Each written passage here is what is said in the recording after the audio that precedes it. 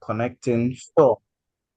My name is Dr. Dennis Osei, and I'm your host for this webinar. This webinar is part of the CAPSI seminar series where we disseminate the findings that is coming out from our research that we do at the center. So for this particular one, we are focusing on the project, the youth project, and this is the fifth webinar. And today we are going to, listen to presentations and discuss these presentations from three of our literature reviews on the youth project, which seeks to examine the contributions of the nonprofit sector to dignified and fulfilling work for young people in Africa. Today we have the literature review report from Egypt, Burkina Faso, and Zimbabwe, which we are going to discuss today. So I'll start off by letting our director, Professor Moyo, to give us a welcoming remarks, and then we can move into the presentations. Prof, over to you. Thank you so much, Dennis, and welcome everyone to yet another conversation that we have been hosting on the project, focusing mainly on the literature reviews from the various countries. Some of you already are familiar with the project, but there's no harm in giving an overview of what the project is about so that we can contextualize the presentations today.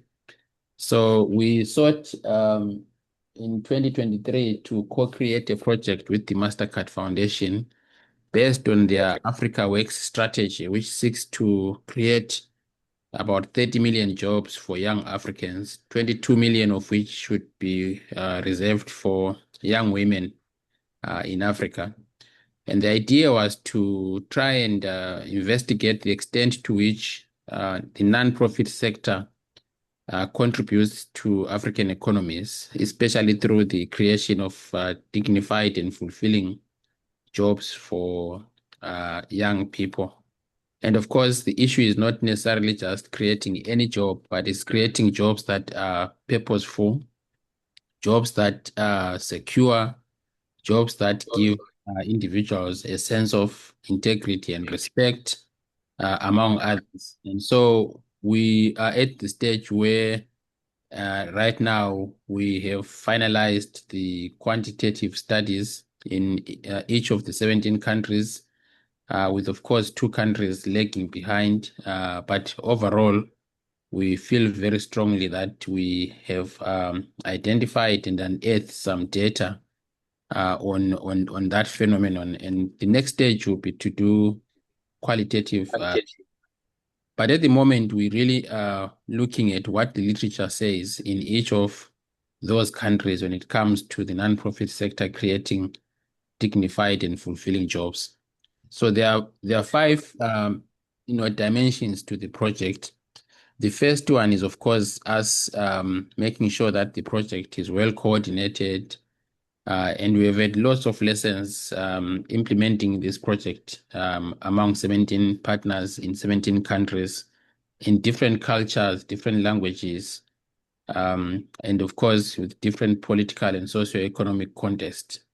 But the second is, actually, conducting this research in the 17 countries and identifying what is out there in the field. And of course, as you know, one of the biggest studies in this area was probably done several decades ago by the Johns Hopkins University, which focused on the scope and size of the nonprofit sector. Of course, they touched slightly on issues of young people in their employment, especially when they looked at the nonprofit sector as one of the biggest employers in most of the African economies, when compared to other sectors like agriculture, education, health, among others. But that study was done, like I said, several years ago, and it hasn't been updated.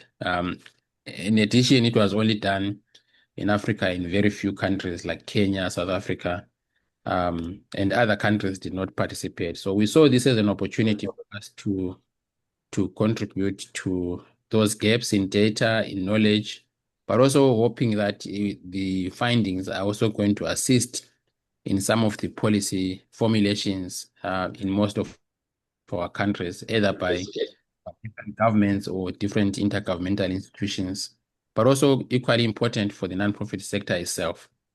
So that research is what we are focusing on in these seminars. But there are other dimensions, like I said, that include the training and education of African scholars in the field. And so we have currently 19 doctoral students who are based in different universities and studying the nonprofit sector and this creation of dignified and fulfilling jobs. Part of that process, allows us to also engage with them in a week-long training that we normally do, focusing on theory, publishing, writing. And so we do host a PhD workshop annually that also assists some of these students. We also focused on making sure that the project is well implemented. And so monitoring and evaluation is one of the dimensions of the project. And at the moment, some of you who are partners might be hearing from one of our partners who is conducting our midterm evaluation. And then, of course, finally is the notion of disseminating the findings, disseminating the knowledge that we have picked from the field. And so a communications angle is another dimension to this project. So I'm very excited today that we are joined by three of our colleagues, long-time partners and friends of the center. Asene, who is actually going to be speaking, representing Burkina Faso. Tendai, who actually works a lot with us through Civio, as well as Kariman, whose center actually hosted us last year to do our annual philanthropy conference. And so I look forward to a lively discussion and successful outcome of the convening. Back to you, Dennis, and thank you so much for hosting this. Thank you, Prof, and thank you for the opening remarks. We are going to move straight into the presentation. So as we've always been doing, we have each presenter has 20 minutes to do the presentation, and then after we will allow the discussants to come in to share their perspectives from their background in terms of whatever they're working on and what they make of the reports, in terms of the gaps that we need to focus on in the qualitatives and policy implications. I also urge you, as the presentation is going on, you keep the questions coming using the chat functions, and I'll read them out to also give you opportunity to share them here. So we're going to start the presentation with Prof. Asene. Prof, since we've tested your background, you can open and share your presentation with us. You have 20 minutes to do that.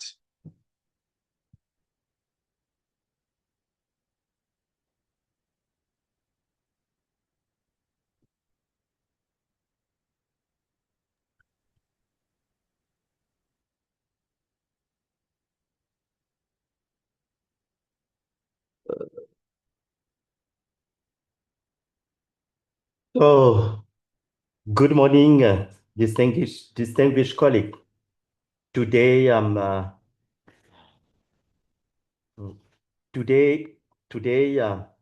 will present findings from a literature review examining the contribution of the nonprofit sector to the creation of dignified and fulfilling work for young people in Burkina Faso. This research explores how nonprofit organizations contribute to employment opportunities for young people in a context marked by poverty, structural unemployment, and social political fragility. So I will, let me see. Oh, okay. Yep. So I will start by presenting the youth employment challenge, the context of Burkina Faso. Burkina Faso has a very young population with youth aged between 15 to 34-year-old, representing more than 30% of the population. I have to know that those who are under 15 represent 40% of the population, as you see. Approximately 75% of the population lives in rural areas where employment opportunities remain extremely limited. The economy is heavily dependent on agriculture, livestock, extractive industries such as gold. These structural characteristics significantly influence youth employment. Additionally, the security crisis in the Sahel region are further constrain economic activities and labor market opportunities in Burkina Faso. Burkina Faso has experienced sustained economic growth, averaging about 5.2% annually. Yet this growth have not translated into significant reduction in poverty or youth employment. Youth face several structural constraints like limited employment opportunities, mismatches between training and labor market needs, strong rural marginalization. Yes. So against this background, the nonprofit sector has emerged as a significant actor in employment generation, professional training, and social inclusion. Burkina Faso is sometimes called a country of NGOs, with more than 6,000 registered NGOs. These are only those that are registered. We do have thousands of NGOs that are not legally registered. Yeah. Their growth reflects both state limitation and social needs. Today, they operate in education, health, training, agriculture, and right advocacy. However, we know little about employments created by the nonprofit sector. That is why the research question for this literature review is formulated as follows.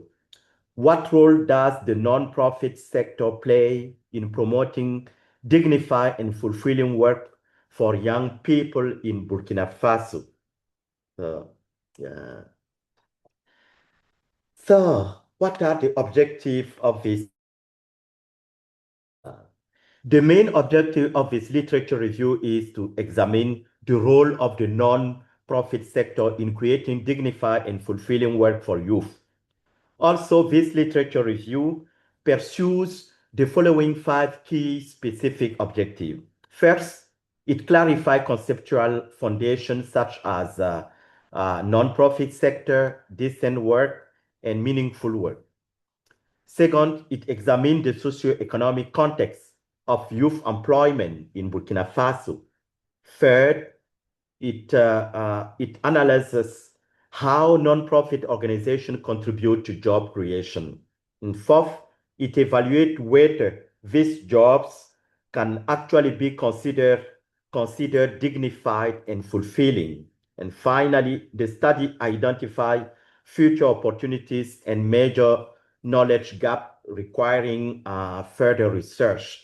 So this is what I'm going to present. And now the methodology. The study employed a 3-step methodology. First, a bibliographic review was conducted using academic database such as Google Scholar and GSTOR and other things. We found very little documentation, academic publication on the issue of non-profit sector in Burkina Faso. Second, institutional documents from ministries and NGOs were analyzed. And finally, exploratory interviews were conducted with several non-profit organizations in Ouagadougou to gather additional insight. As you know, yes, even with institutional document, we could not find enough document. But with interviews with a few NGOs, were able to collect report, unpublished report, and get more information, because usually their website are not updated. They do have some material that are not published. So this mixed approach was necessary due to limited statistical data on the sector. Let me move now to the conceptual framework. I think that the conceptual framework is part of the findings. Yeah. A central component of this research is conceptual clarification. In Burkina Faso, according to the law of 2015 on civil society organization, the non-profit sector included three components. First, association. Association means any group of natural or legal person, national or foreign, with a permanent non-profit making vocation and whose object is the attainment of common objective, in particular in the cultural, sporting, social, spiritual, religious, scientific, professional, or socio-economic fields. This is how the law defines an association. And the second component is NGOs, non-governmental organization. It means any authorized foreign association working in the field of economic, social, and cultural development of the country or a specific region, and which has signed an established agreement with the Ministry of the Economy and Finance, or any registered national association which is active in the field of the economic, social, and cultural development of the country or a specific region, and which has obtained an approval by the Ministry of the Economy and Finance after the signing of a framework agreement. I have to say that the definition of NGOs, for example, in Burkina Faso, is different from what we have in Cote d'Ivoire. So the two countries are different laws defining differently what is NGOs. And so the third component of the nonprofit sector, according to the 2015 law, is trade union. A trade union means any organization or group of workers or employers whose aim is to promote and defend the moral, material, and professional interests of its member. So these are the three categories that define the non-profit sector in Burkina Faso. So the second concept that I want to define is the concept of decent work. So Burkina Faso adheres to the ILO's 2021 definition of decent work as productive work that ensures a fair income, right, social protection, and supports sustainable economic growth. It is a source of dignity and the foundation of peace, societal justice, greater equality, and is at the heart of the UN's 2030 agendas. This is the ILO's definition, and the Burkina Faso, this is the definition that he used by the government of Burkina Faso. And the third concept that I want to define is dignified and fulfilling work. The concept of dignified and fulfilling work is broad and complex because of its elasticity. The meaning of dignity and fulfilling may vary from one culture to another, or even from one person to another. It integrates both objectives, working conditions, and subjective experiences of meaning and social contribution. Pablo Gilabert, in his book Dignity at Work, published in 2018, qualifies dignified work as work that respects human dignity through respect for labor rights and the fulfilling nature of work. From the perspective proposed by Gilabert, the definition of dignified and fulfilling work leads to the analysis of the individual's working condition, to know whether human dignity is respected through these working conditions. Thus, a dignified and fulfilling job is a job that allows the value of the individual in his or her entirety. In concrete terms, this valuation is reflected in the ability of the job to meet the employee's primary needs, in the employee's social fulfillment in the workplace, in his personal development, the feeling of contributing to society through his work, or the feeling of being an added value, as well as the sense of feeling respected in the social environment, the development of self-esteem through one's work, the feeling that the job performed respects the principle of justice and equity, etc. Interview shows that dignified and fulfilling work is not always related to the level of income. It is more related to the feeling of being useful to one's community and being recognized within it. I interviewed several people who work in NGOs with low pay, but who prefer their current job to taking a better paying job outside their community. So this is really important. This raises the question of the quantification or the measurement of dignified and fulfilling work. Dignified work goes beyond employment itself. It involves conditions that respect human dignity and social justice. It is not always related to the level of income. Yeah. So after this conceptual definition, I want now to move quickly to present the areas of intervention of NPOs.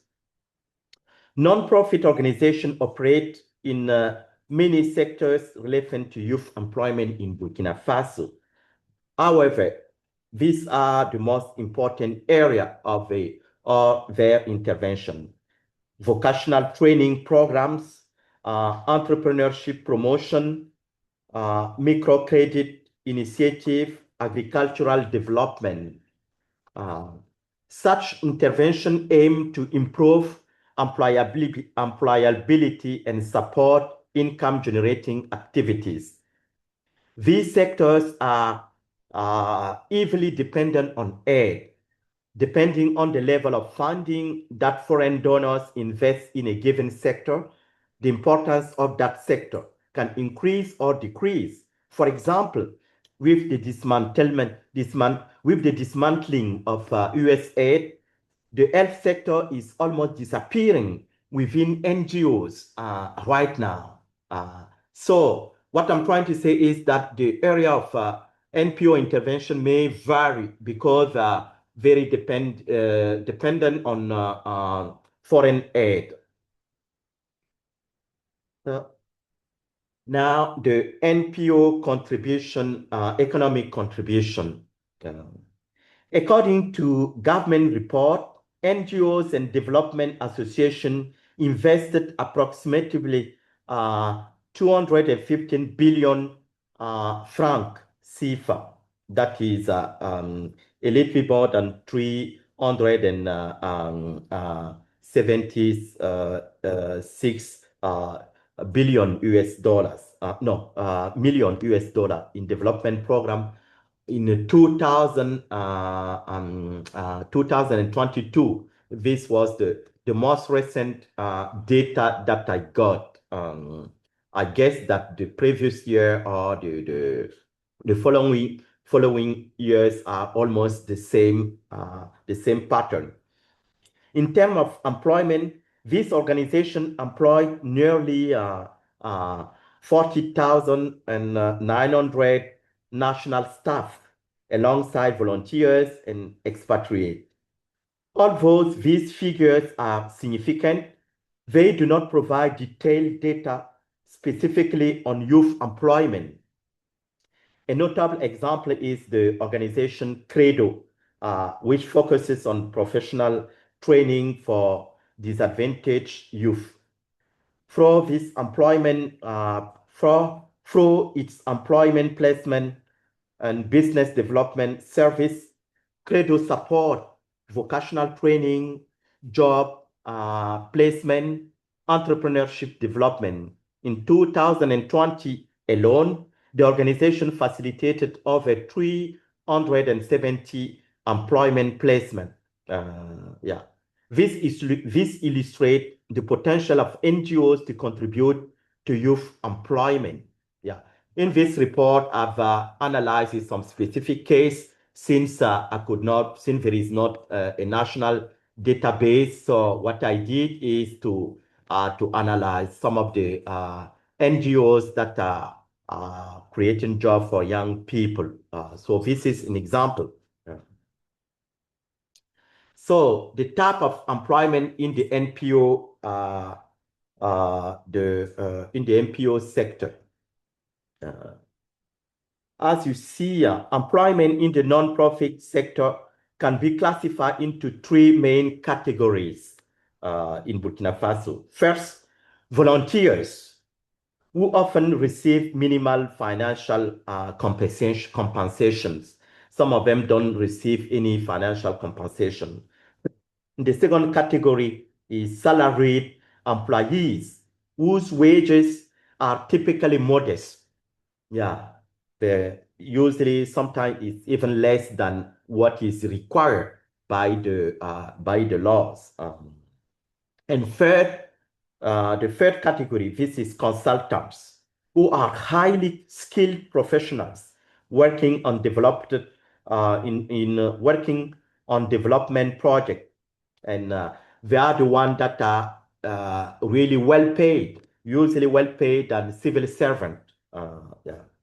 So this category reflects significant differences in working conditions. Usually consultants have better conditions of work compared to volunteers and salaried employees of in the NPO sector in Burkina Faso. So what is the quality of the job created by the NPOs? So despite its contribution, the nonprofit sector also faces important limitations. Many jobs remain precarious. Volunteers often receive little compensation, and salaried employees frequently experience low wages and limited job security. Consequently, many young workers consider employment in NGOs as a transitional phase rather than a long-term career. And this is something that came easily reading the report or talking to people working with NGOs and other associations. For youth, employment may reduce unemployment, but not poverty. Yes, those are working in NPOs as volunteers or salaried people still living in poverty. Note that even across the national economy, nearly 90% of employment is considered vulnerable. So what I'm saying, it is not only for NPO, even for government employees. We know the level of income is low in Burkina Faso, and usually they are classified under vulnerable workers. Yeah. So this helped to conceptualize NGOs' job quality in Burkina Faso. So now, who are the beneficiaries of NPO employment in Burkina Faso, and where are the future opportunities in Burkina Faso? So the non-profit sector primarily create opportunities for three categories of youth. First, marginalized youth who benefit from vocational training. Second, rural youth who receive agricultural and entrepreneurship support. And third, youth graduates who often begin their careers through volunteer position in NGOs. that are the big categories that benefit from NPO employment programs. With regard to future opportunities for youth employment, the education, health, and agro-pastoral sectors are the most promising. These sectors show the strongest future potential for youth employment through NGO initiative, just because these sectors receive more foreign investment, except as I said, the health sector that now declining due to the dismantling of US aid. But the time that we conducted the literature review, these were really the three sectors where there were high potential for employment. So what are the major gaps and policy implications from this literature review? A major challenge in studying the NPO sector is the lack of reliable data. There is currently no comprehensive database on the number of jobs created by NPOs or their quality. And yes, even discussing with government officials in Burkina Faso, they recognize that this is a lack, that this is something that they should take into account. But there is not an office that can that is in charge of that. This gap makes it difficult to evaluate the sector's full contribution to youth employment.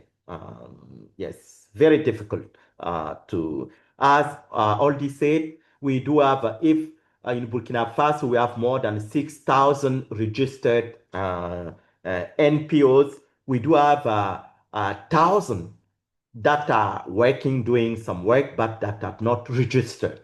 So, and they are providing also jobs and opportunities for young people who need to find a way to evaluate their contribution. Future research should therefore include large-scale surveys and impact evaluations. Several policy recommendations emerged from this research. First, government should strengthen partnership between NGOs and vocational training institutions.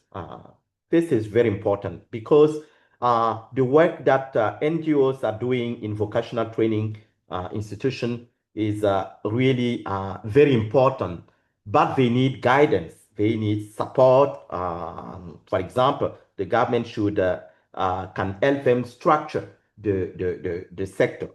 Second, standards for decent work conditions should be promoted within the non-profit sector. Yeah, the non-profit sector usually don't have enough funding, and so they don't care about the work conditions.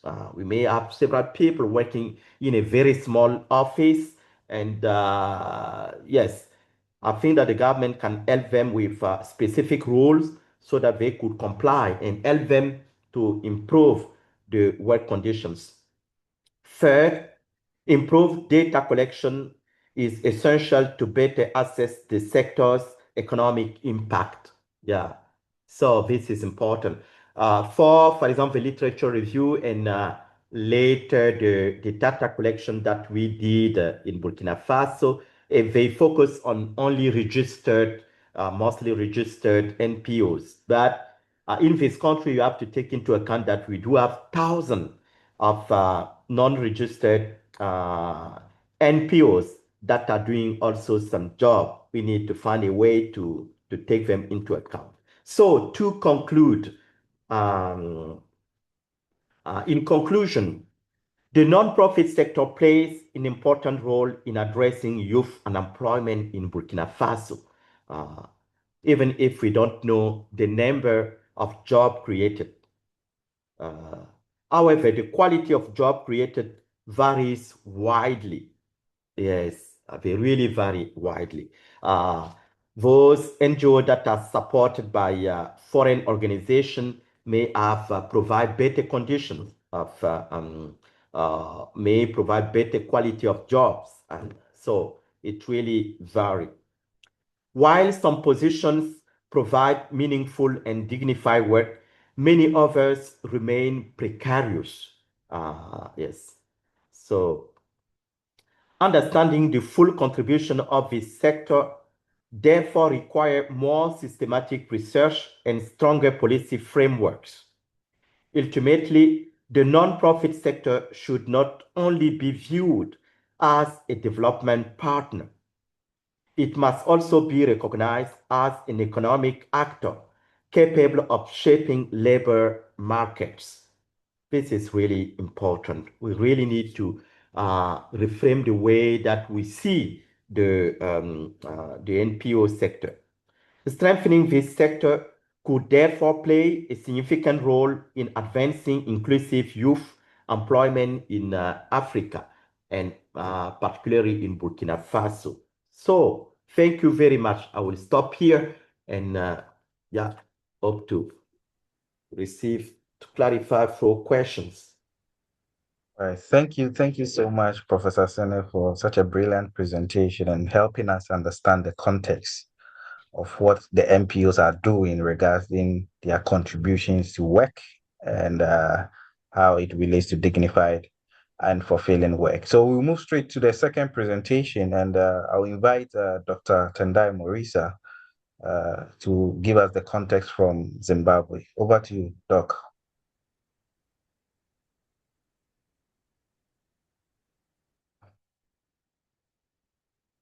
Dr. Morisa, if you are speaking, you are muted.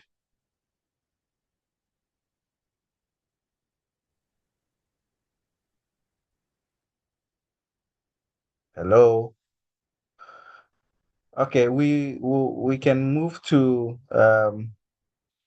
Kariman from Egypt. If you are ready, please share your screen and then continue the presentation for us.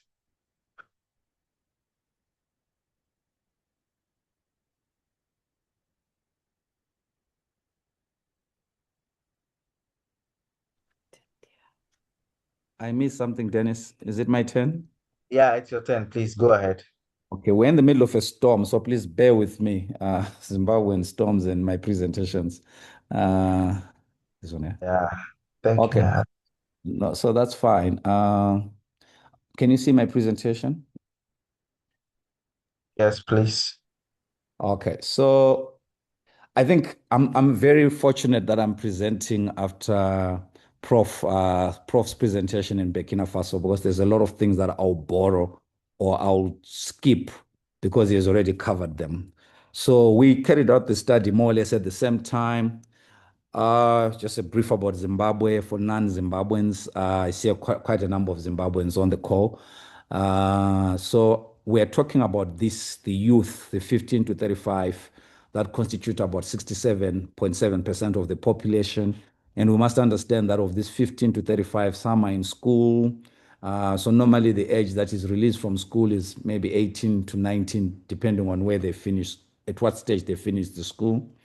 There's also typically of many countries, even in Burkina, I saw this coming up. The challenge of youth unemployment, how do we resolve it? How is it done? The business sector, government sector, you sort of are struggling. And the question that we're asking in this study, do NGOs or the nonprofit sector make a dent on youth unemployment? So we're beginning to see that nonprofit organizations are increasingly involved in addressing livelihood and employment gaps. So our study did not just focus on the number of jobs created, but it also focused on programming by nonprofits that leads to employment. It could be training, it could be helping start youth businesses, etc.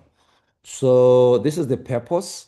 We're trying to examine the contribution of the nonprofit sector. This is going to come out in all the researches that we're doing, presentations we're doing today, and also the evidence. We're trying to do this on the ground evidence beyond just doing national level.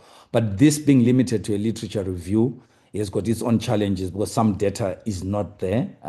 We actually discovered more data when we did the field work, and I understand that this is a separate presentation rather than one that combines with findings from the fieldwork. And we'll also hopefully manage to identify gaps in knowledge and policy, which will inform future research and programming. I don't think I need to repeat the objectives. So, like Prof. Asen made that sort of clarification of what the nonprofit sector is. We also see all these things, NGOs, associations, unions, clubs, and collaborative platforms.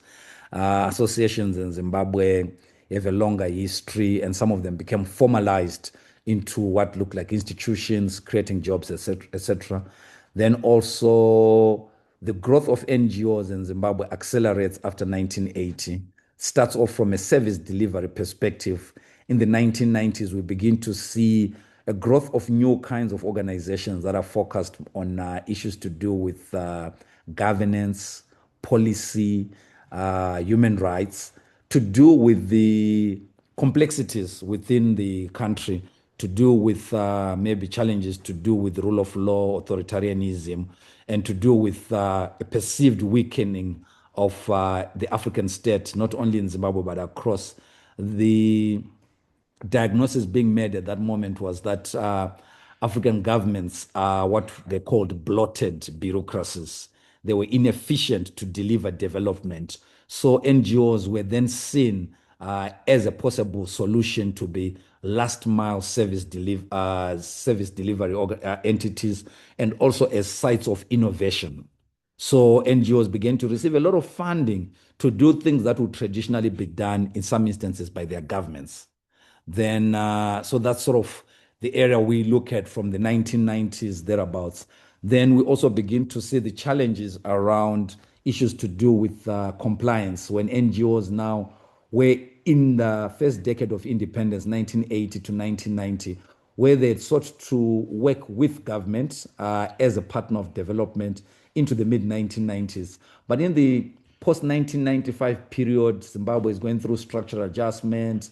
There's a real weakening of service delivery. The economy is in collapse. NGOs begin to move to a more or less, or they're seen as an anti-state actor. They are beginning to push for certain broader governance reforms. By the early 2000s, NGOs are at the forefront around a number of governance reforms, including constitutional reforms, etc. So that sort of creates a new tension between NGOs and governments, which is unlike what we had seen where earlier organizations like ORAP in Matabeleland and Zimbabwe Project that had been established soon after the war in the 1980s, where they were positioned as government's partners for development. There were quite a number of those that were seen as that. But as we get into a place of sort of the deteriorating popularity of the liberation movement, the challenges to do with governance, NGOs are also seen in a different light. We begin to see new narratives around NGOs being seen and being framed as agents of regime change, dogs of imperialism, etc. Sort of characterizing the age that we're in, where governments are becoming weaker and unpopular, and they're trying to pass the blame on somebody else, but also becoming very sensitive to how NGOs can operate. So that's the environment we're looking at. As of 2023 into 2024, government actually comes up with a new framework around how NGOs are registered, which also challenges the viability of NGOs despite the challenges of funding. So I'm saying all this so that I provide a context in us understanding how then these nonprofits contribute to youth well-being, creation of jobs. We looked at three categories, like I said: direct contributions by creating direct employment opportunities and skills training, secondary impact, youth enterprise creation and infrastructure support, then tertiary impacts, broader economic inclusion and improved policy environments. The link around tertiary impacts has always been difficult to make, but I think what is beginning to help us is the downturn. Now when hotels are reporting, they are beginning to report to say, oh, we're having fewer bookings given. Then they begin to say, our major customers actually were NGOs, but now with the closure of USAID, closure of this and new laws, where our business is impacted. So we're beginning to sense many sectors beginning to come out now to begin to talk of the importance of NGOs. Sadly, it's being spoken of retrospectively of what NGOs used to do in the past. Because when these measures against NGOs were being implemented, there were very few actors coming to defend NGOs in terms of their economic contribution to the economy. So the country is approximately 4.7 million youths. And in Zimbabwe, for those who know, for some reason, I don't know if it's unique, but there's just this concentration around the pursuit of higher education, tertiary education, etc., etc. So you find a lot of youths with at least A-level qualifications using the Cambridge university system. And also there is also high level of graduates, university graduates. For a country of 15 point something million, it has 12 universities, I think 13 universities, 10 are state universities littered across every province, and 3 are private universities. So you can imagine the number of youths that are produced every year to an economy that is also in the doldrums. So one of the most significant aspects that we notice is the high levels of out-migration of youths. So where are youths at in terms of different studies that we quoted? This one we found from the studies that are carried by the organization I work for, Seville Institute. Different studies we've been carrying out since 2018.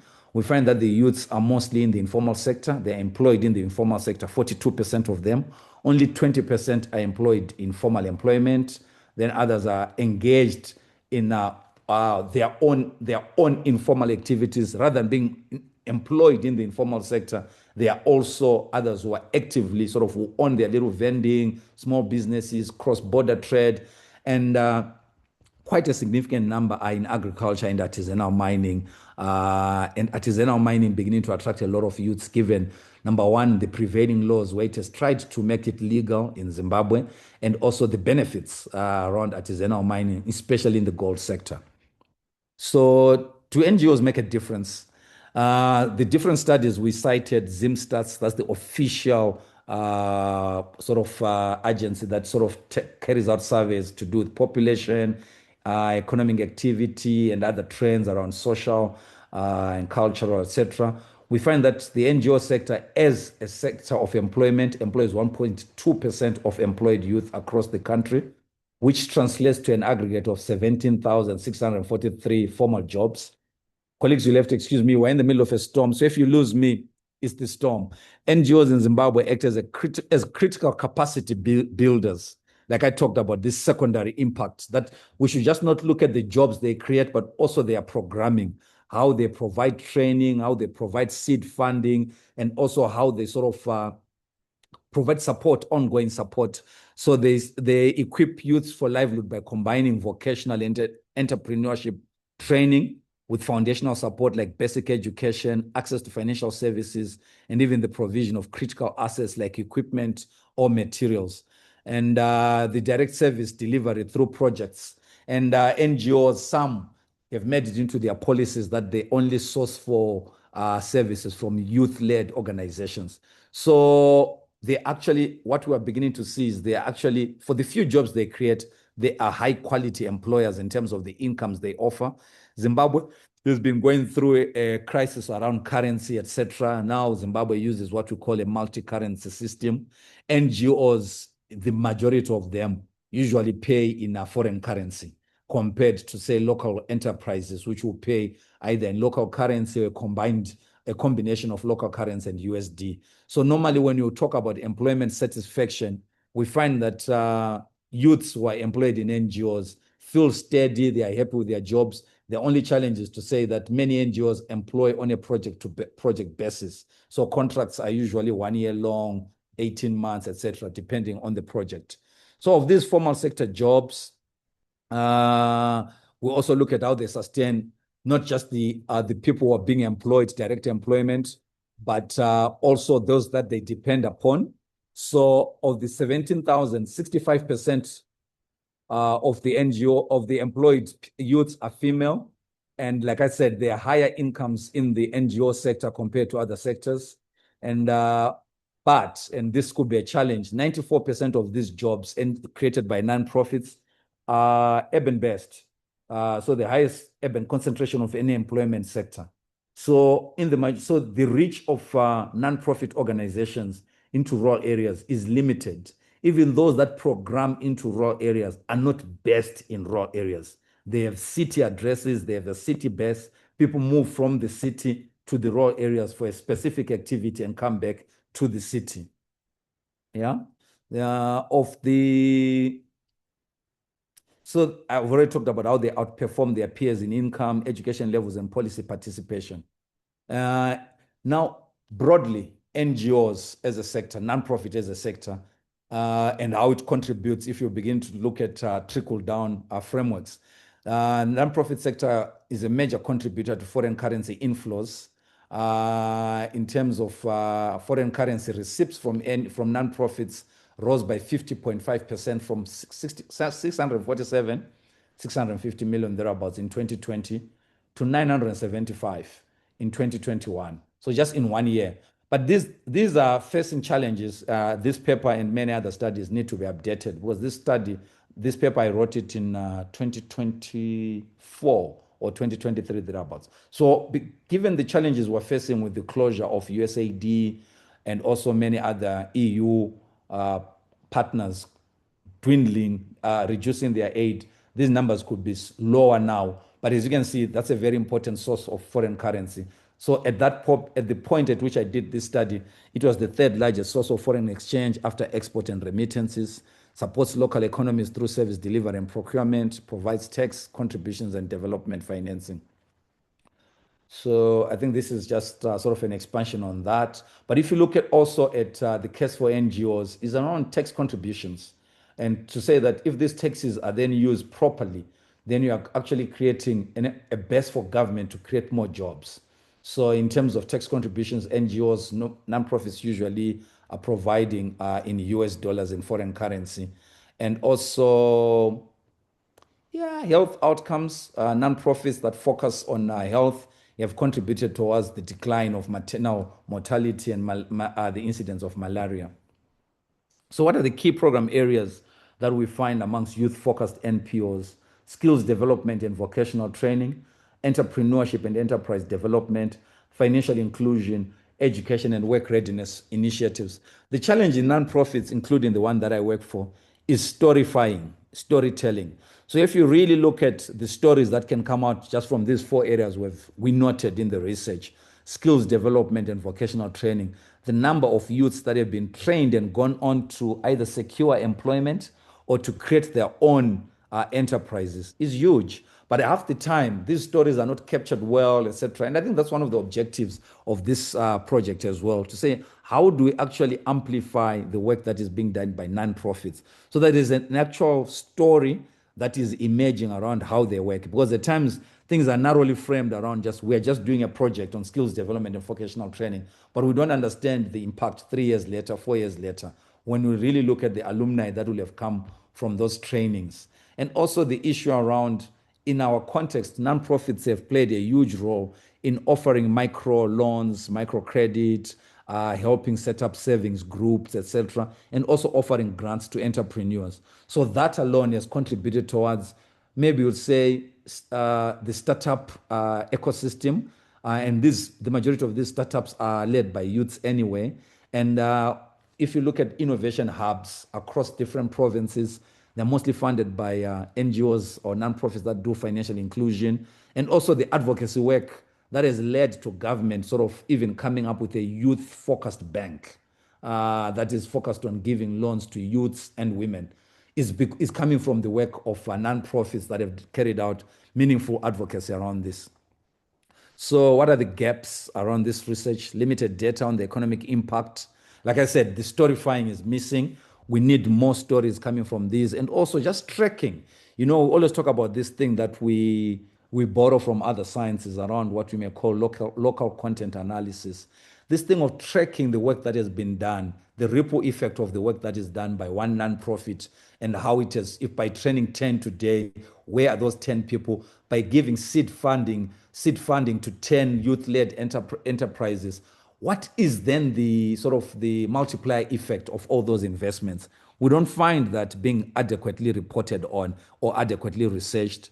And also, there are very few studies that are measuring long-term livelihood outcomes based on non-profit interventions. Then the lack of systematic frameworks for evaluation of youth employment outcomes. So youth represent a major demographic opportunity in Zimbabwe. They've played an important role in employment creation.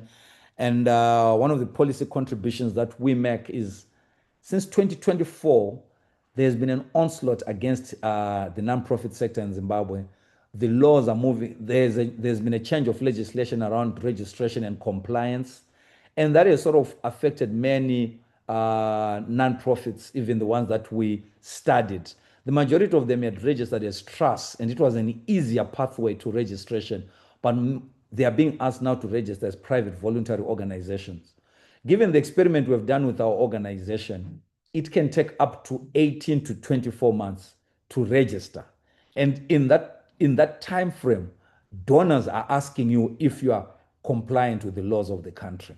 So there are quite a number of non-profit, sort of youth-led non-profits that could have missed out on funding, number one, or could have actually closed down because of that compliance challenge. So these are the issues that we're saying that even if there's a policy change around reforms to new registrations, they have to be done in the same manner in which we consider the World Bank led this ease of doing business. We don't have the same in the nonprofit sector, the ease of doing business for the nonprofit sector. Our governments look like they are more focused on creating more hurdles around registration and compliance for the nonprofit sector, despite the honest work that they are doing and despite the significant work they do to sort of help in terms of positive outcomes for youth employment opportunities. So these are some of the things that we take up in the other reports that we have submitted and in the forthcoming dialogue that we are hosting with government this year around this issue to begin to talk about how this ecosystem can be properly supported given the sort of its potential to contribute towards better livelihoods and better outcomes for the youth. I'll end here, Dennis. Thank you so much. Thank you, Dr. Tendai, for the interesting presentation and bringing the angle from the contributions of the nonprofit sector from Zimbabwe. So I'll urge participants to get interactive, use the chat functions to ask questions as the presentation is going on. So I'll invite the next presentation from Kariman, Egypt. So we have lunch, then we... Dr. Tendai, please mute for us. Kariman, please share your screen and come in. Okay.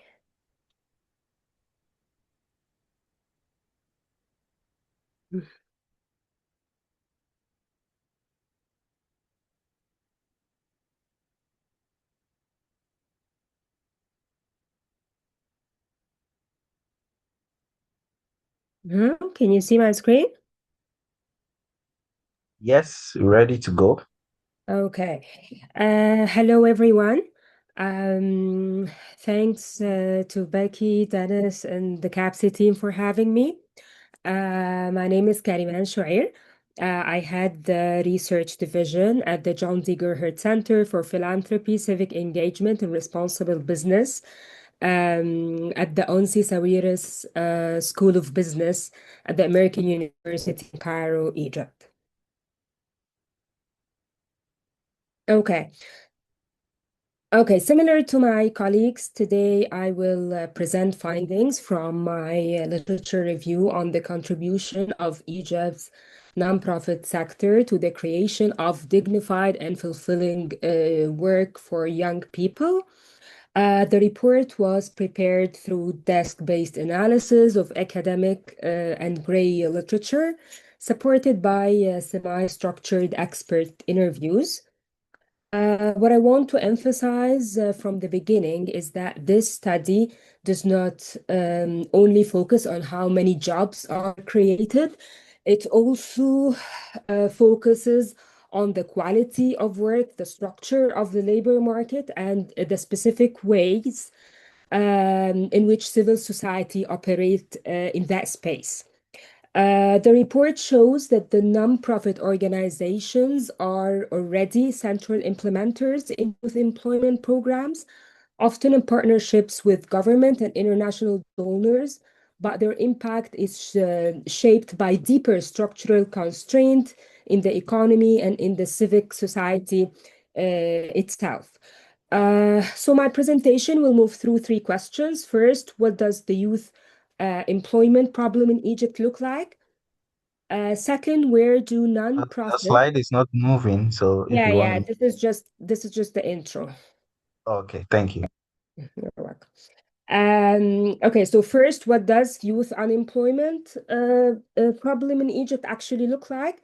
Second, where do non-profit enters the picture? And third, what do the finding of this report suggest for future research and policy? Now we move the slide. Okay. So before we, okay, if we ask where do the nonprofit fit in the structure of Egypt's youth labor market, before we can answer this question, we need to briefly locate the youth employment issue within the broader Egyptian labor context. The report is very clear that nonprofit organizations do not operate in vacuum. Like my colleagues just presented, the role only makes sense when we understand the scale of the demographic pressure, the persistence of informality, and also, of course, the institutional environment in which the nonprofit organizations operate.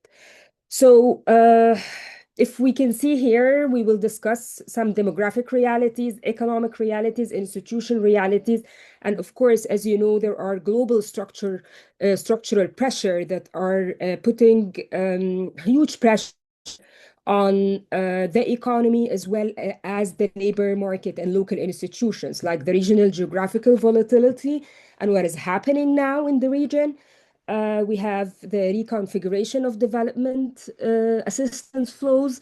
Also, with the AI advancement, we all know that the future of the labor market will be even more uncertain. Okay. So,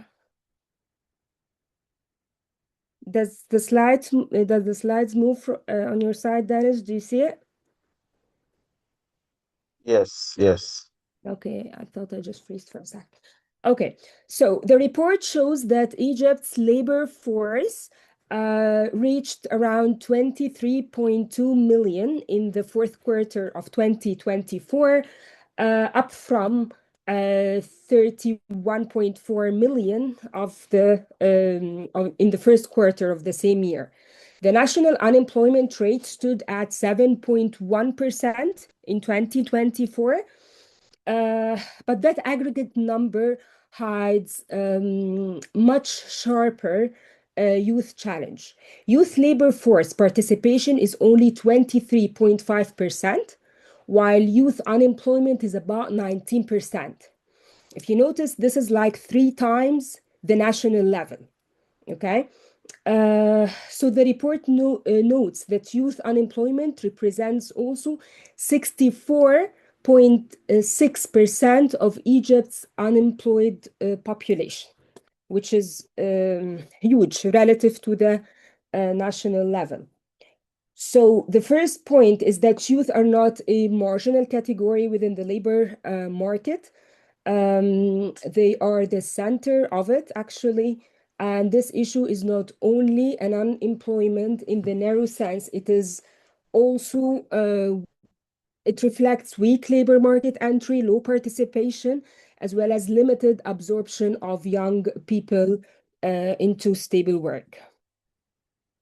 If we look at the structural problems beyond the macro indicators, we will see that we have several structural drivers behind this problem. The first is the youth bulge.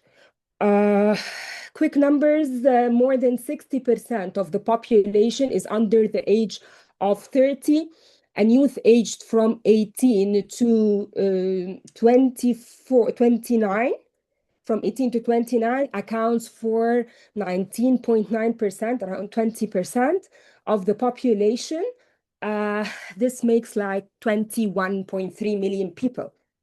So you can imagine the pressure that the labor market faces continuously to absorb very large number of entrants every year. The second problem is informality. So the report cites the ILO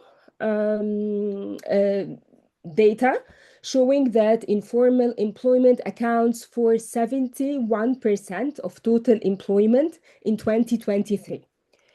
While national statistics of early 2024 also show enormous size of informal sector. And for our purpose, this is even more important. We have 9 out of every 10 youth employed are working informally. This means that the youth labor market is happening overwhelmingly in the informal sector. And of course, we know the problems. It's low protection, no security, no contracts, and so on. So the third problem is the mismatch between education and labor demand. So what scholars call luxury unemployment, we can see that many educated youth delay entry into jobs they view as beneath their qualifications, especially when formal employment opportunities are scarce. So what happens is that empirical evidence found that the increase in education, when it comes to like the degrees you attain, does not grant you a job or does not increase your chances of having a decent job. Fourth, we have the labor market. The problem with gender. The labor market is highly gendered. Female labor force participation stood at only 18.3% compared to around 70% for men. And women also face higher unemployment and more vulnerable employment, even for the jobs they have. They tend to be of lower quality. And finally, we situate all this, of course, within broader pattern of marginalization, especially in rural area, Upper Egypt, slums and informal settlement, and among people who face social or geographical exclusion. Okay.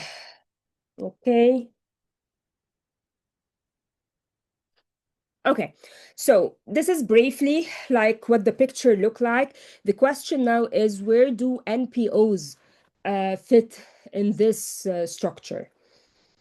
The report actually, the report answer is not that NPO replaced the state or that it solved the labor problem on its own. It just shows through different cases the complementary role that the NPOs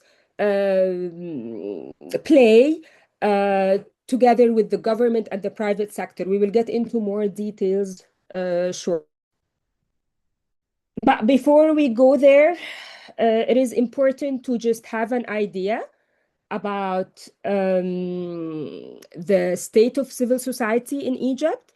We have around 35.6 registered NGOs under the 2019 NGO law, which is the governing law for civil society in Egypt.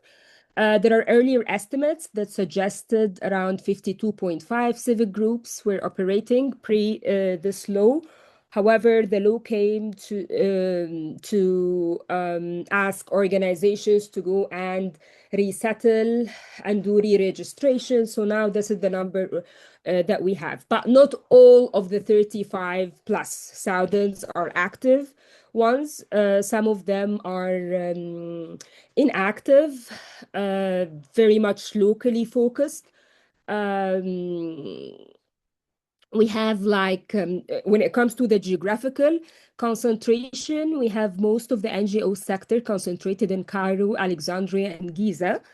and they mainly focus on education, health, poverty alleviation, vocational training, and only small subset focus explicitly on employment and economic empowerment. We have what we call the mega NGOs, which are the few large organizations that controls majority of the capital when it comes to donation, grants, and so on. And we have also umbrella organizations, which are like networks of CSOs. An example of this is National Alliance, sorry, the National Alliance for Civil Development Work.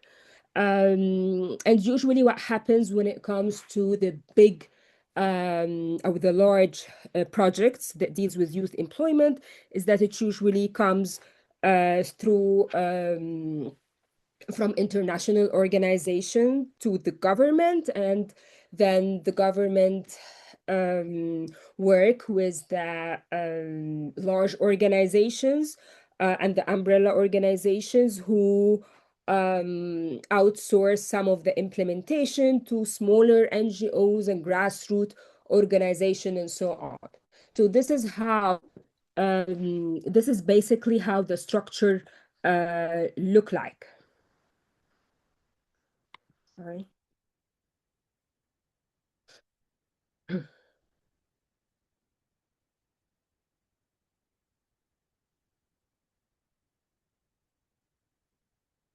Okay, so the report describes the Egyptian civil society as operating within a state-structured ecosystem. Historically, civil society in Egypt has changed shape across different political periods, from the earlier charitable and nationalist association to the Nasser's era with a state-centered social contract to the expansion of civic and philanthropic networks under neoliberal reforms. There are more details if you're interested in the report about the evolution of the sector. If you're interested, you can go to the and read it in the report. As of April 2023, the organizations that we have settled. Each one of them has to identify certain focus areas that they're only allowed to work on the focus areas that they identified. And the current ecosystem is shaped by strong state steering, regulated civic space, and centralized governance. And the report notes that major programs often move through mega NGOs and umbrella bodies. And although the civil society rely mainly on local resources, on local donations, when it comes to the youth employment, when it comes to training programs, when it comes to these kind of programs, they are not the priority of the local donor. There is more priority to direct assistance, cash handouts, hunger, direct poverty alleviation. But when it comes to these things, as I mentioned earlier, the reliance is more on international donors. Okay, so where do NPOs enter the labor market? So we have identified 4 areas. We try to outline the major projects that take place in Egypt, and they fall mainly on one of these 4 categories. First, we have skill trainings, and this is by far the most visible and established area of intervention. We have programs focused on technical and vocational training, but there are also employers repeatedly identify soft skills, readability, and workplace readiness.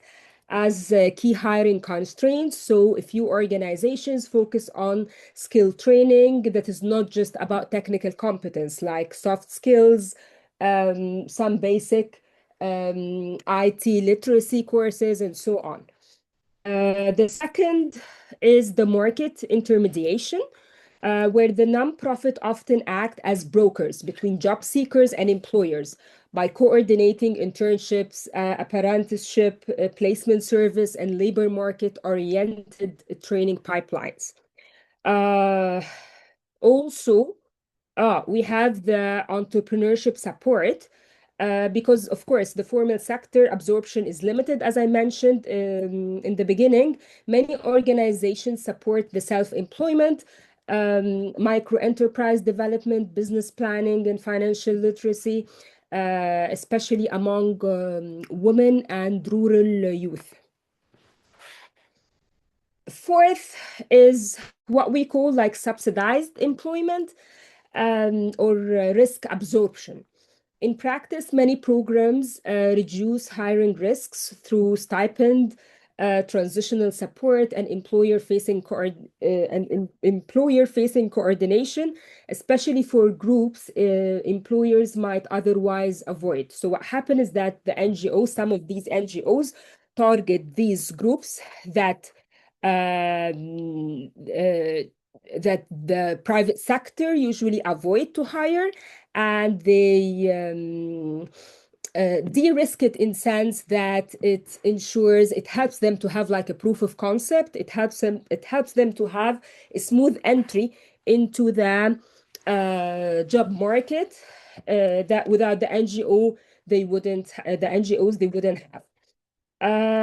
So taken together, these interventions show the NPOs are not just service provider, they are also connectors, catalysts, and institutional intermediaries.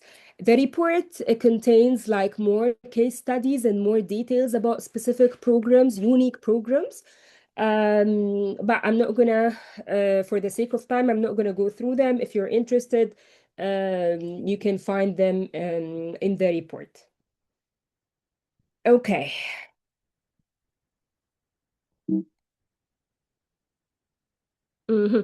Okay, so one of the contribution of this report is that it attempts to ground the youth program in actual sectoral labor demand. So what we did is that we looked at the different programs and we tried to do like some basic sectoral mapping to see where the trainings happen, in which sectors, and where the gaps are.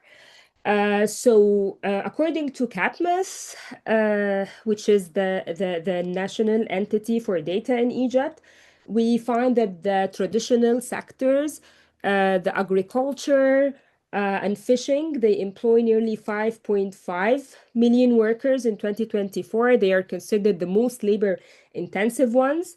This is around like 18.7 of employment in Egypt.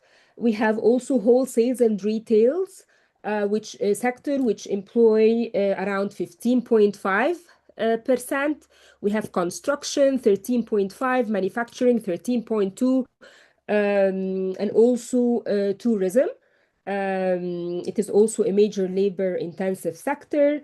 It supported around 2.7 million jobs in 2024, and it projected to keep growing.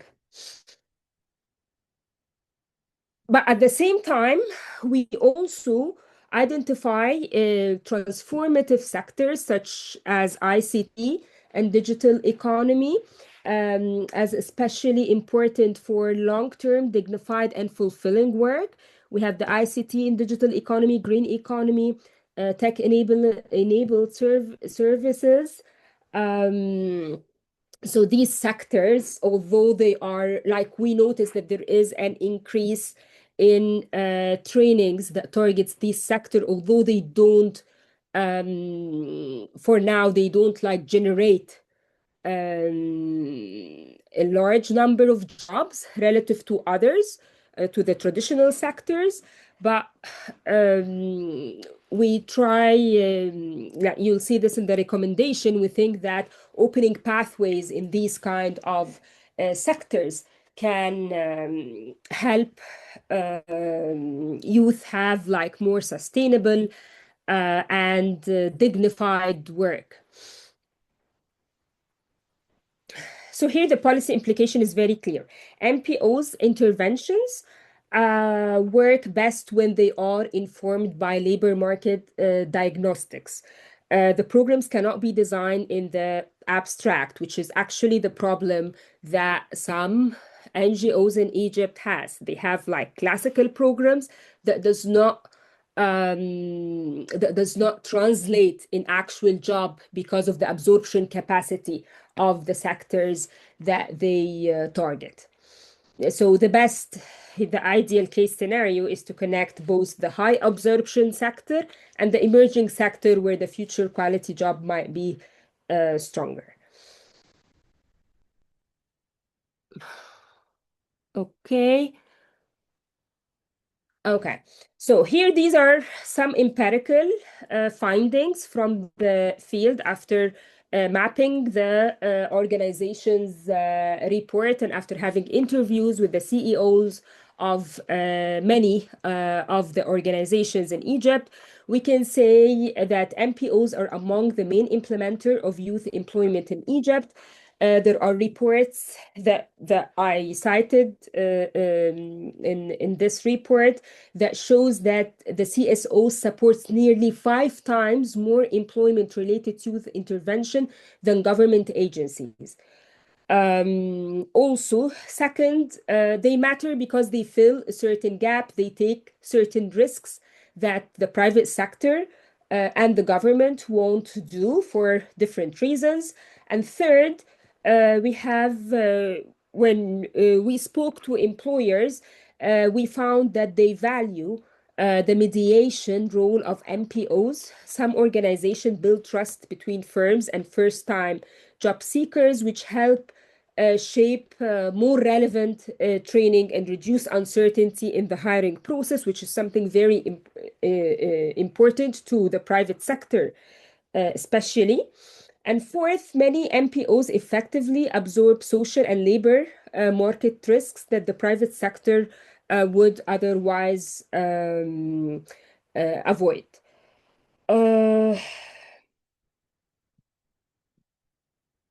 And now we will move to the constraints that facing the MPOs. The first constraint, of course, is the regulatory environment. This is like the cliche across the region. The civic space is tightly structured. Organizations operate within clear legal and administrative boundaries, especially when it comes to the fundraising, receiving funds from international donors, and so on. Also, NPO's leaders communicated a problem of funding volatility. Much youth employment programming is donor funded, as the case in the rest of the continent. And the report, our report notes the importance of the international partners like the EU, GIZ, USAID historically, and the ILO and the World Bank and others. This can enable action because they have the scale, because they have the access, because they have the legitimacy. However, this can also lead to instability and dependence. And we all saw this, the implication of this when the USAID projects were cut. And like it was very hard, and I think it is still hard to fill this gap. Of course, and the programs, given this structure, the programs can be very much donor-driven rather than rooted in long-term local institutional capacity. And fifth, we have the transition tracking problem. It remains very weak. Government does not systemically monitor employment numbers within the nonprofit sector, maybe because they don't have the administrative capacity or the cost is going to be too high, and there is no comprehensive registry of NPOs for example, working directly on youth employment. So in order for us to know or to get these information, we have to go ourselves and do like this from scratch. So this, of course, this week, data infrastructure constraint strategy, evaluation, and learning.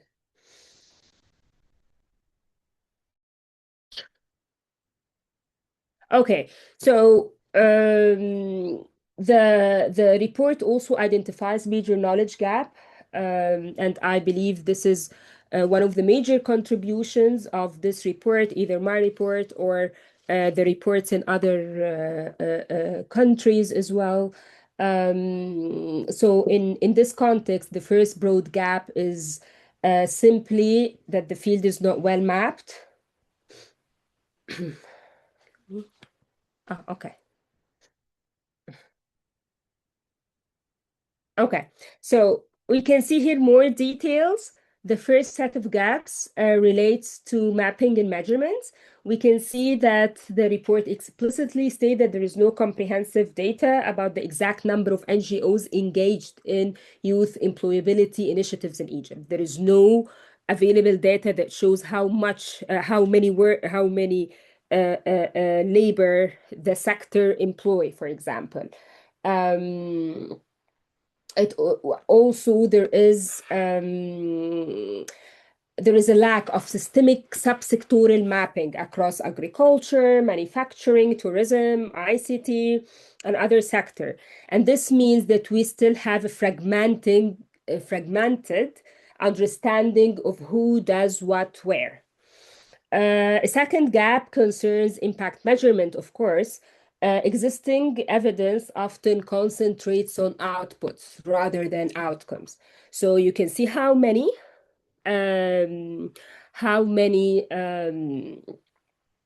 youth were trained, for example. So you can find plenty of data about this by NGOs, but a few of them have like long-term outcome data about long-term outcomes such as retention, income stability, career progress, and so on. So also there is we stress on the limited longitudinal tracking of beneficiaries and the need for more cost-effective, context-appropriate evaluation. Because what happens is that there are big organizations who can afford to have like those very expensive, like the RCTs, for example, to measure the randomized control trials, to measure the social impact, which is great, but not all organizations have the capacity and have the resources to do so. So we need to find more cost-effective ways and tools that helps NGOs to have a meaningful social impact measurement.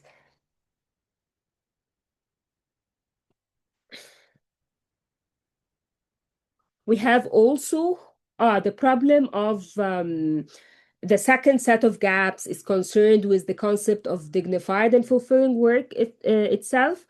One of the report's conceptual contribution is to show that Egypt has extensive discussion of employment, informality, and decent work. There are great scholars and practitioners who work together on addressing questions like this, but we have like much thinner literature on dignity, fulfillment, meaning, self-realization in work.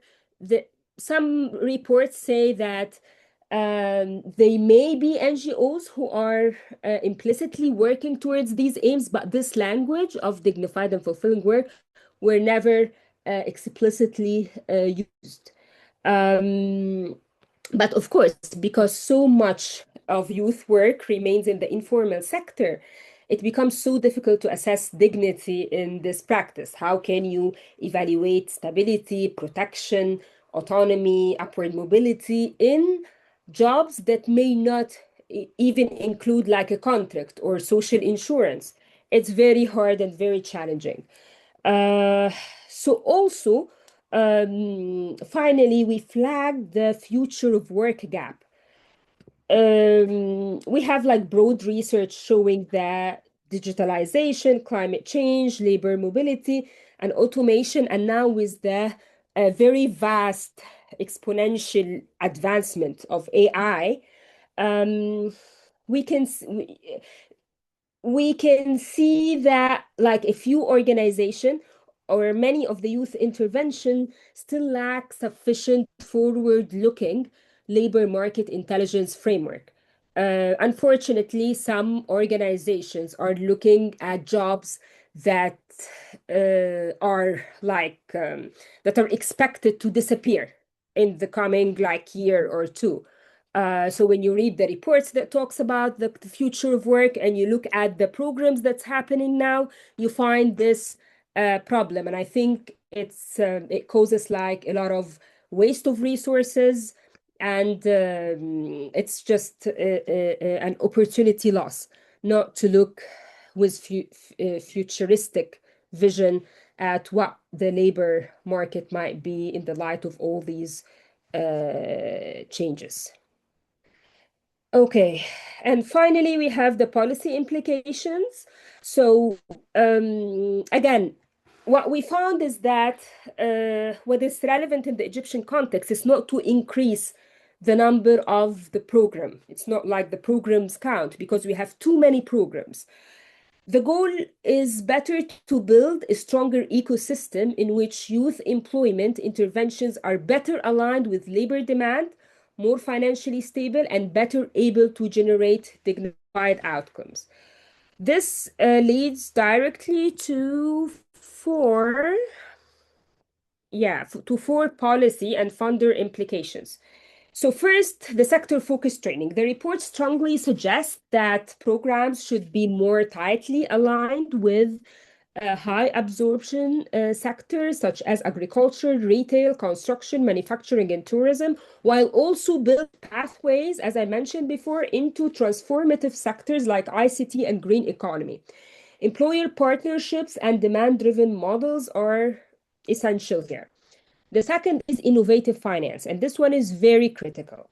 Since donor cycle creates fragility, the report points towards importance of strengthening financial stability through broader partnerships, including the private sector and the CSR mechanisms, and by thinking more creatively about blended and impact-oriented models where appropriate. Now, you can see that many NGOs, like international NGOs, are moving towards impact investing, blended models of finance, and so on. So I think, given like the financial problems that NGOs always have right now, and we expect like the problem to be even more acute in the near future, is that looking at innovation.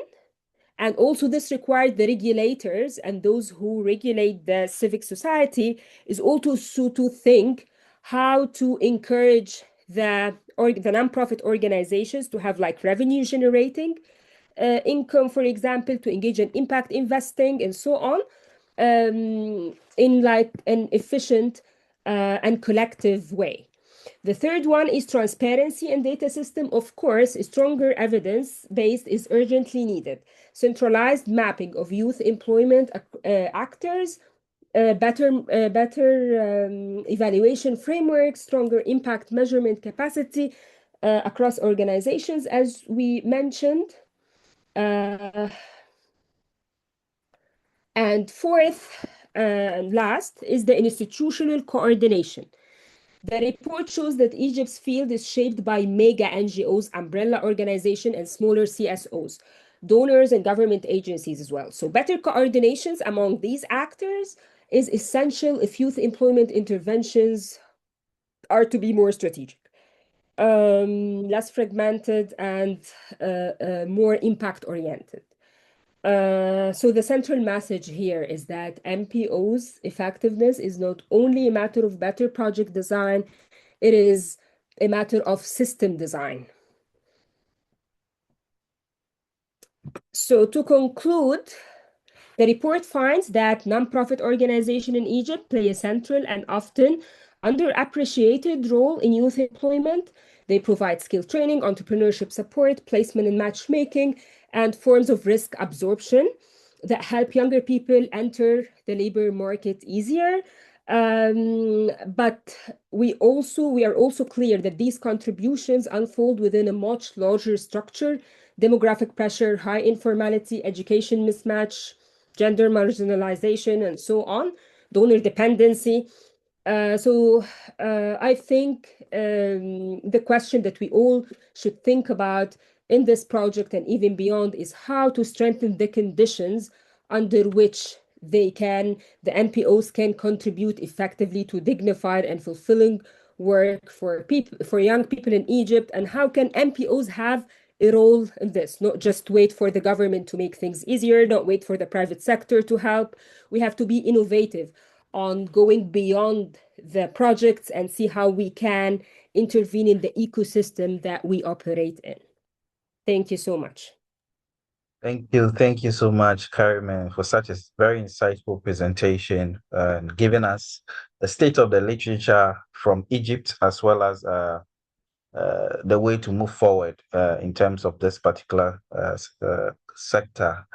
I think time is fast spent, so I will just bring in the discussant since we ended with Kariman. Let me see if Nail Nazim is around as a practitioner in the field. Yes. In Egypt and within the development ecosystem, NPO ecosystem. What do you make of these findings from this report? And what is your recommendations as we get into, a qualitative phase of the project? And then what are some of the policy recommendations that you can recommend specifically for the context in Egypt? Over to you. Okay. Thank you so much, Dennis. Thank you, Kariman. I will start, of course, I fully agree with what Kariman said, being in the field. I'm working for an NGO as well. So I know that this is very important paper, and I agree with most of what was said, or even all of it, but I have some points, like I would start with why the private sector is those who have been trained with the NGOs. So maybe we need to have more data on that or further analysis of this, because instead of subsidizing or helping in that, maybe there is a gap that has to be filled that will help, that the private sector will hire the employees directly, without having this intermediation in subsidies or in help. I'm just want more. I think more data analysis on that will be relevant, and more data analysis on the mismatch and the training. Mismatch, I know that it's tailor-made. We need the tailor-made skills, and this is very important. But I would address another problem as well that maybe has to have further impact assessment and evaluation that has to do with what the youth think of what they need and what are the needed attitudes, not only skills, in hiring someone. If you have more evaluation, not only related to number, as Kariman mentioned, actually, but I'm sorry, I don't have my video. I'm very apologies. Okay, what Kariman mentioned about the numbers, I would highly encourage that you have to have qualitative measurements, because the qualitative will help more to see what will be the role of the NGOs and in their role. We cannot deny that they have a role and they are playing a role, and they are really intermediate and helping in skills development, but we need to know more about the retention, for instance, and if there is no retention, why? And we have maybe to study the attitude on of the employees themselves, because sometimes, yes, what is dignified employment and what is the definition for us, the definition of dignified employment can really be completely different from what they think. I know that in some of the presentations, we talked about what are dignified and the definition of dignified employment, but you'll be really astonished that what we think as employer differs completely from the employees. It can be on their part. They're not really, they're interested, especially with the new generation who work in a place for 3 months and then move to another place. So this would cause unemployment. And even if you don't realize at the beginning they've been employed, but the retention. So in the end, people will study more what's happening and why they are not retained. And it's not only, as somebody mentioned, it's not only low salary and it's not only conditions. It can be also, I want to tackle it on the part of the employees themselves. There's a high rate of joblessness among youth, but maybe studying the youth attitude in a way will add will give us a value. Sometimes what I see that training and on soft skills is very important, but we need to train on the attitudes needed at work. We need to train on how they discover themselves. Sometimes the training give them a different self-image, so they come with a CV that's very misleading. So this would lead to less retention, to maybe they come to an interview, but they are refused. So to continue the process of impact and monitoring of what happened with the employees will help a lot the NGOs to work on helping the employability. So I know it's a different approach of what's in. It's also the employer, but I want to really highlight the point that need to work needed not only skills that has to do with the industry itself, but the perseverance, the hard work, the resilience.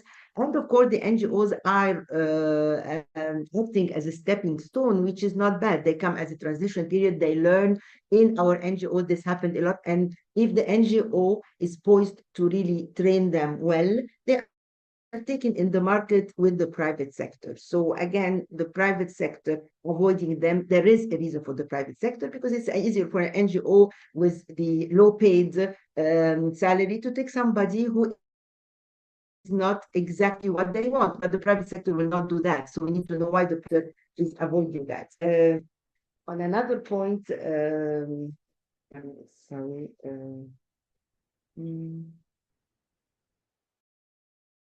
The donors, of course, donor sustainability. It's important to dig into the donor sustainability because this applies to a lot of other projects, not only employment. Sometimes they start with an interesting program and they're interested, and it is very important because it's not just lack of funds, but it's lack of sustainability. They want to put the money somewhere else. So we have to see how to attract the donors, and of course the best solution is the impact, the investment that Kariman talked about, that now the non-profit organizations are allowed to do for-profit projects, so this would help. But along with more, what happens and how can we sustain the donors in important areas? So, and also to prioritize in the important areas. So the donor would come and give the money, but we have to tailor make this money and put it in the priorities that are really needed from the NGO to be able to really train and or employ the employees, the youth at large. I would highly recommend that we study with the youth what they see beside what we know as a dignified job, because we will be very astonished at the results. And maybe these results should be taken by the NPOs to know that we have to tackle the results and to work with that. And maybe it will be completely different from what we see. From what I see, actually, it's not the low paid, it's not the conditions of work, it sometimes is overrating. Sometimes the training leads itself to a negative effect instead of having a positive effect. Not totally.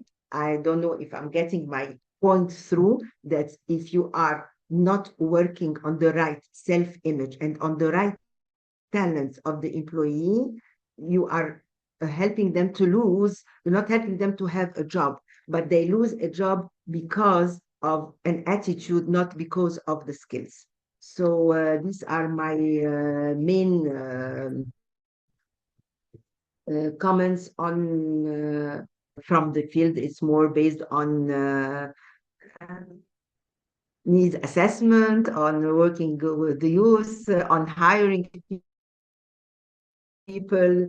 So qualitative measurement is very important for retention and for soft skills training that even you don't think of. Thank you. Thank Thank you you. so much. Thank you Thank so you, much. Mirai. Great remarks as usual. Thank you so much, Mirai. Thank you. Thank All you. right. Thank you. And Kariman is here. Kariman is yet to start the field work and in the qualitative work as well. So I know some of these comments are very helpful, conceptualizing the way the youth thinks about dignified and fulfilling work, and other issues about training will be taken into consideration to ensure that the results of this serve the needs of the youth. So because of our time, thank you so much. I'll move to Professor Chipo Hungwe to come in and share some thoughts on the Zimbabwean reports. Prof, please, over to you. Thank you so much, Dennis. Hello, everyone. So I will start by giving a brief summary of my take of the literature review report that was presented by Dr. Tendai Morisa. This is a very, very important study that was carried out, and it raises quite pertinent issues concerning the Zimbabwean situation. So the main arguments are as follows. The first one is that there is limited data from government data sets on the specific contribution of the NPOs to employment. However, current evidence shows that the youth are an economically vulnerable group, and they have no dignified and fulfilling jobs, with about 43% of those that are employed earning less than $200, which is almost the equivalent of 3,300 rands or thereabouts. So that's the main issue that is being raised, the first one. However, what is coming out of the report is that the youth employed by NGOs highly educated, with about 83% of them having tertiary qualifications. I also note that in terms of framing this report, the report is limited to NGOs as part of the CSOs and NPOs in Zimbabwe. So the other issue that is coming out of this report is that NGOs are making a great impact in terms of opportunities to live independent lives. However, they are doing so in rented accommodation. But we need to take into account that in general, the accommodation or housing situation in Zimbabwe is challenging, with about 59% of the employed youths living with family and friends, and only 11% live in their own accommodation. But the fairly decent salaries from the NGOs is making it comfortable for 45% of the youths employed by these NGOs to afford independent living in this rented accommodation.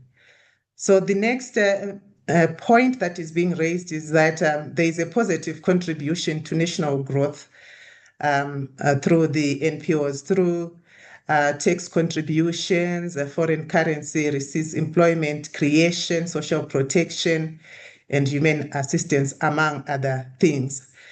Number 4 is that NGOs are contributing to youth empowerment in other spheres besides the financial issues.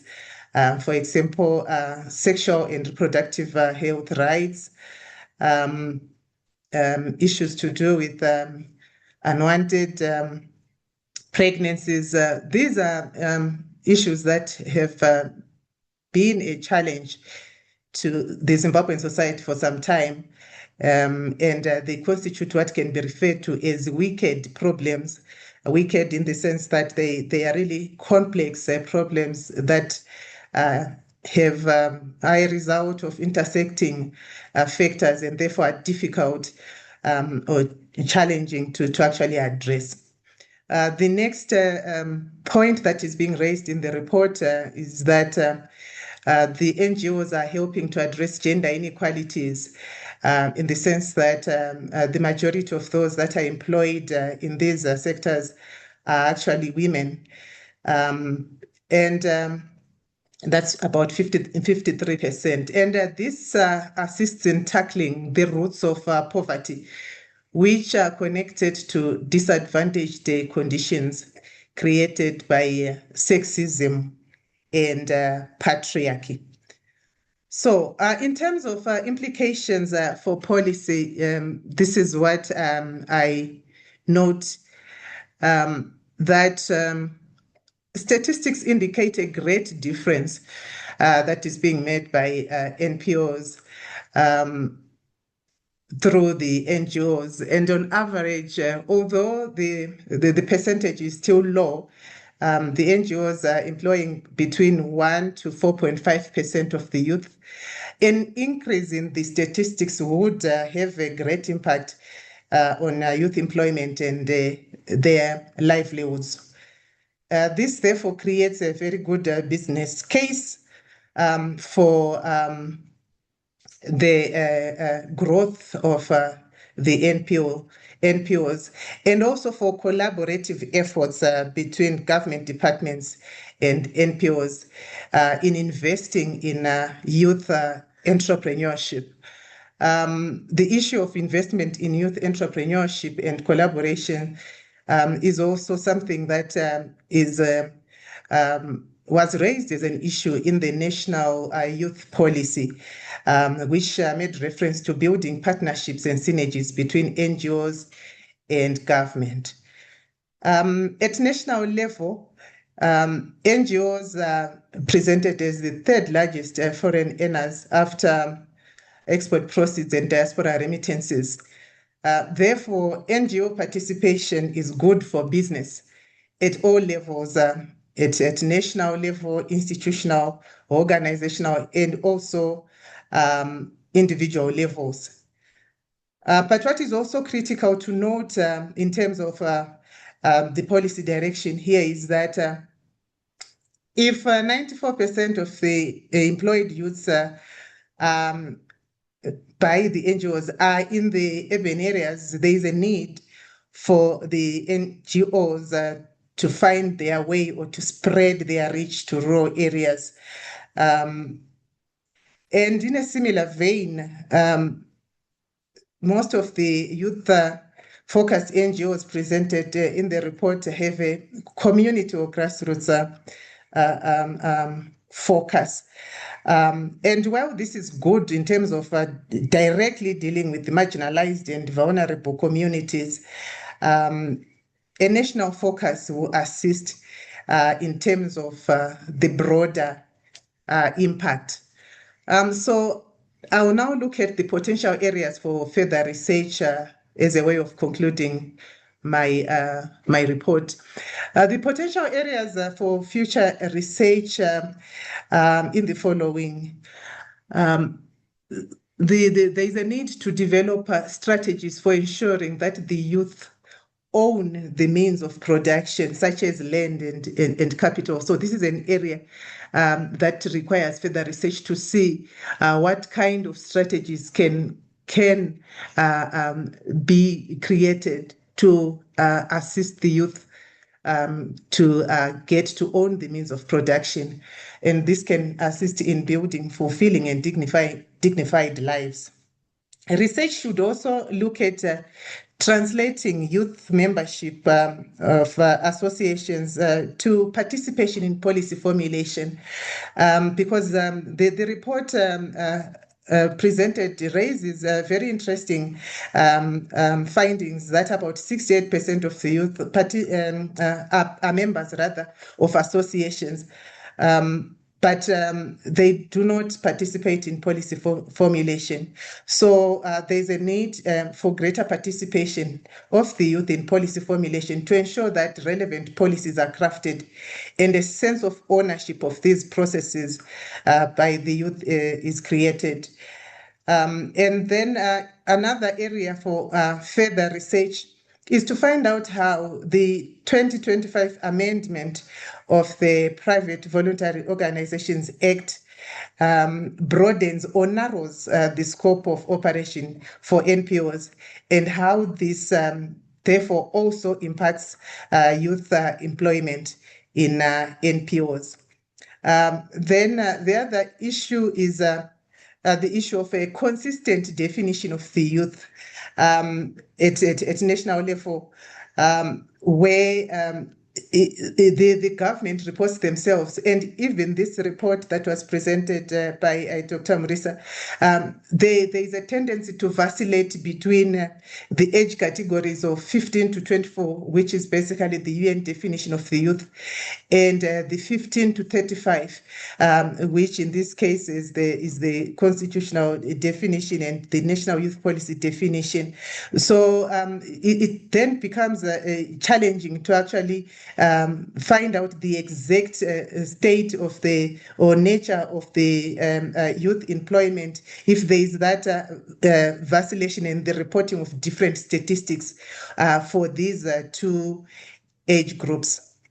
So basically, in conclusion, I would say that this report creates a compelling case for investing in the NPO sector by clearly articulating how the NGOs are empowering the youth economically, financially, socially, intellectually, and also sexually, affording them an opportunity to live dignified lives. This is especially commendable for young women who have an opportunity for self-determination through earnings that enable independent living. A growing body of literature attests to this positive influence of NPOs in Zimbabwe. And deliberate policies ought to be developed to enable more participation of NPOs, partnerships and collaborations among government departments, private organizations, and NPOs. Thank you. Thank you, Prof. And I know Dr. Morisa is listening, and take some of these thoughts into considerations whilst we go into the qualitative phase of the project. Our time is fast spent. We invite Dr. Kofi, as an economist, also share your thoughts on the report and what do you make of the report from Burkina Faso, and we'll wrap up. Colleagues, give us about 10 minutes to wrap up.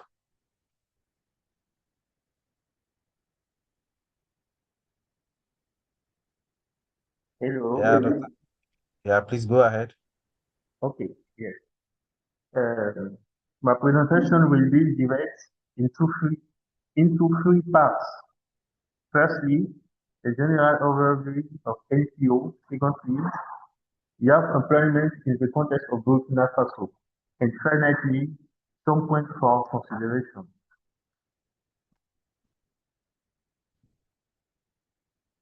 Your voice is a bit low, so please. Okay. Yeah. Is NPO in general. in the exploratory work carried out by Fabrice Bado, I note the following points: the lack of literacy and studies, and the issue of young employment creation by NPO.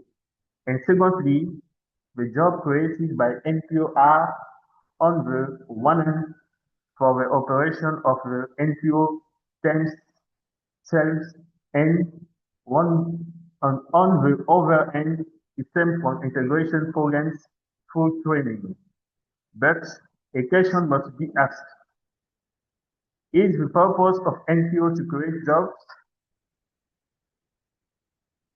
To answer this question, I will begin by defining the two types of NPO that exist.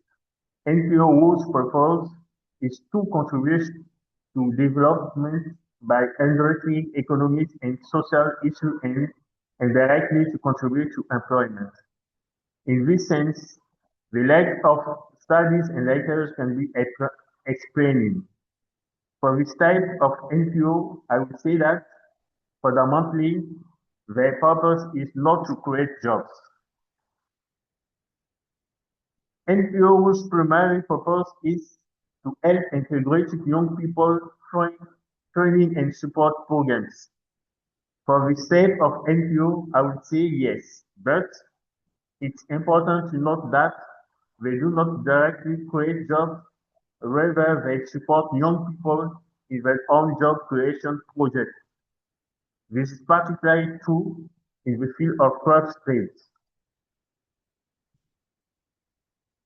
Young employment in Burkina Faso. Keynes generatory of employment and distribution. For Keynes, unemployment results from a short-run ineffective demand, which is the volume of output that firms expect to be able to sell. In other words, it's the demand anticipated by firms. At this level, I can be say that the amount of new investment and the propensity to consume are the factors that jointly determine the volume of employment. Consequently, the volume of employment innately determines the level of real wage and not the other way round. We can therefore conclude that the level of employment is not determined by the interplay of labor, supply, and demand. Government intervention is therefore necessary to support demand and employment. This intervention must focus on the two components of aggregate demand. On consumption, the state can reduce taxation to increase disposable income. I can also boost public consumption by carrying out infrastructure projects. On investment, by influencing interest rates, the state can reduce borrowing costs for households and the cost of financing investment for business. For the liberal, unemployment simply reflects a manufacturing labor market, and in every economy there is a natural rate of unemployment that reflects the quality of the labor market. The natural unemployment can be equated with the employment observed when the economies function naturally. That is to say, determining the market force and without state intervention. In conclusion, I will say that the issue of young employment must be addressed by NPO through investment in projects designed to boost consumption. In my view, this is one of the ways in which NPO can help create jobs for young people. My area for further research, I will therefore be work will to explore partnership between NPO and the private sector. This the majority of projects undertaken by NPO are in partnership with the state. You know that it's the private sector that is the large provider of jobs. Therefore, consideration should be given to partnership between NPO and the private sector in the creation of jobs for young people. Another area for research is to examine the stability and quality of the job created by NPO. We will also consider the factors that influence how beneficiaries rate the job or support program offering to young people. In other, there is my summary or intervention. All right. Thank you so much, Dr. Kofi, for sharing some thoughts on this and emphasizing the need for partnership um, for in employment initiative within the nonprofit sector. And if you go through the charts, our time is fast spent, but there was Prof. Moshin is asking us, the need to deepen the theoretical and conceptual issues going forward, and also asking about where to find the recording of this particular webinar. Usually, we post this on our social media handles, and also if you go to YouTube as well, CAPSI YouTube page, you will also find the recordings of these things, of this webinar. And then I see Della is also saying there's a need for us to, highlight the importance of AI, digital transformation in our youth employment initiative, which is very critical. And a lot more comments here. Because of time, we're going to move straight into the closing remarks because the 10 minutes is almost here. So thank you so much. I'll invite Prof. Moyo to give us the closing remarks, and then we'll close the webinar. Prof, over to you. Thank you so much, Dennis. Thank you, Tendai, Asene, Kariman, and the discussants for giving us this moment to hear what's happening out there in terms of what's recorded in literature, but also the views from some of you who are practitioners. And of course, what we have really not done very well in terms of synthesizing these outcomes is to find a way to integrating what's happening in the field through the field work, which is what Carmen almost tried to do. But I don't think you should stress a lot about that because we are actually finalizing the quantitative reports. And so we'll have another round of webinars that will now be focusing on the findings from the primary research that we have conducted in the 17 countries. As we speak, we are convening in Senegal, Dakar, in a week's time, where almost about 15 countries will present their quantitative findings. But we'll use that as a validation moment for the outcomes. And then thereafter, the team will start thinking about how to bring those presentations either regionally or countrywide to the audience. There have been a couple of lessons. I mean, we have got one country that has not been able to present their literature review, which is Morocco. Hopefully we'll find some time to get Morocco presented either as a standalone or as part of the quantitative reports that will come through in the next round. But there have been a couple of lessons for us, but also I think for the scholarship. One is that there wasn't much written on this field, and so a lot of reviewers and researchers who were working on this struggled a lot to find literature that was relevant to this particular field. And so you will find that most of them in their reports do speak about recommendations on conducting fieldwork and primary research so that we can beef up and fill those gaps. So I think that's one outcome for us, that at least out of this project, we are rest assured that we are creating a body of literature that will become relevant to future researchers, students, and the like. The second was also the observation quite quickly and early on in the project that we actually don't have many researchers in this particular area. And so part of the program, which is to train doctoral students, is partly to fill that gap that, of the few researchers that have done some work in this area, we should be adding another set of cohorts or emerging scholars in this field. And so we're hoping that some mentorship program will also come out of this, where senior scholars can be paired with emerging scholars to develop more literature, more knowledge, and more work in this particular area. And then, of course, I think the third outcome for us has to do with what I think the discussants were bringing out.